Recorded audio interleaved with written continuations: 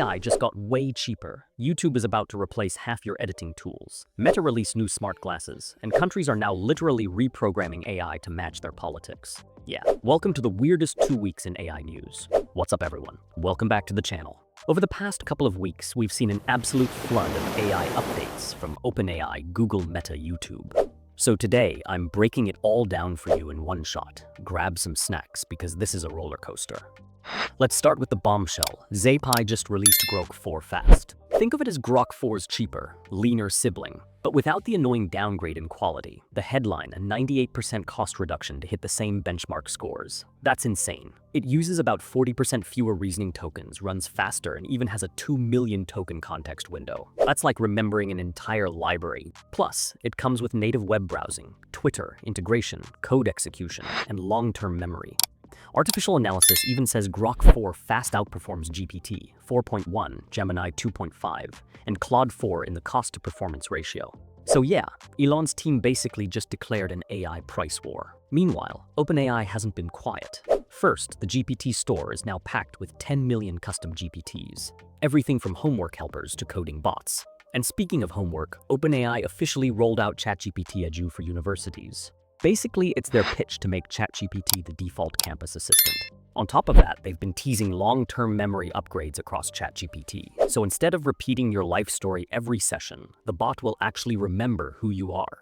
Finally, Google also dropped some updates on the Gemini side, the big highlight. Gemini 2.5 Pro now offers deeper reasoning, longer memory, and tighter Google search integration. But here's the catch. While Gemini's brain is getting bigger, so is the bill. Enterprise pricing has ticked up, making Grok's cheaper model look even more attractive. Anthropic's Claude 3.5 Sonnet just rolled out globally with improved multimodal reasoning. The really interesting bit is its expansion through third-party platforms. Basically, Claude is no longer just on its own app. It's popping up in other software ecosystems, making it harder to ignore.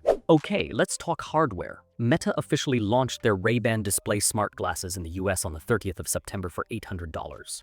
And yes, that price includes a fancy neural band wristband for gesture controls. The glasses themselves use a monocular HUD in your right eye with a 600x600 display and about a 20-degree field of view.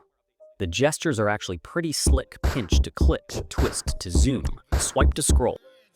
Reviewers say the controls feel rock solid with crisp haptics.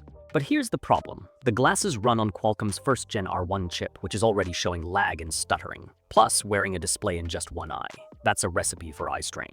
So while the tech is impressive, $800 feels more like an early adopter tax than a mainstream buy. Over on YouTube, creators are about to get a serious power boost. The platform just announced an entire suite of AI tools designed to keep creators hooked and pumping out more content.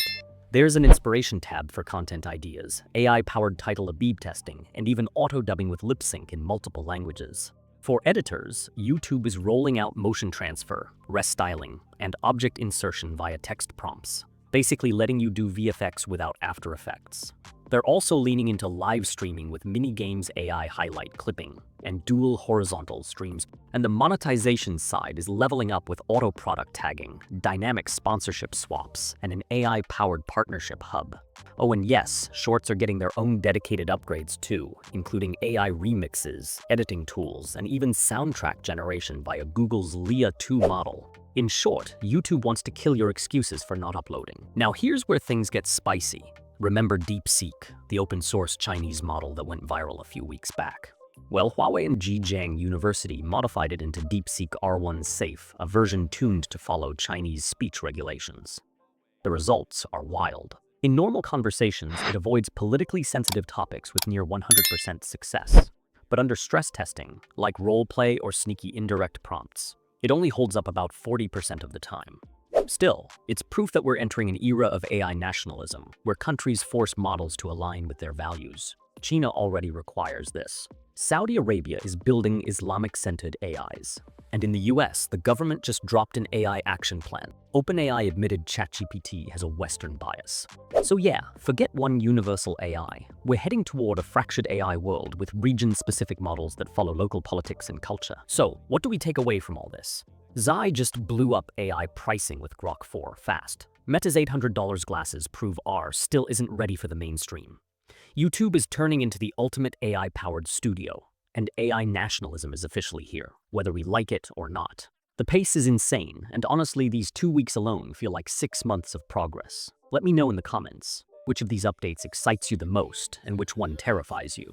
Don't forget to like, subscribe, and hit the bell so you don't miss the next roundup. Until then, stay smart, stay curious, and maybe don't spend $800 on glasses that give you migraines. Catch you in the next one.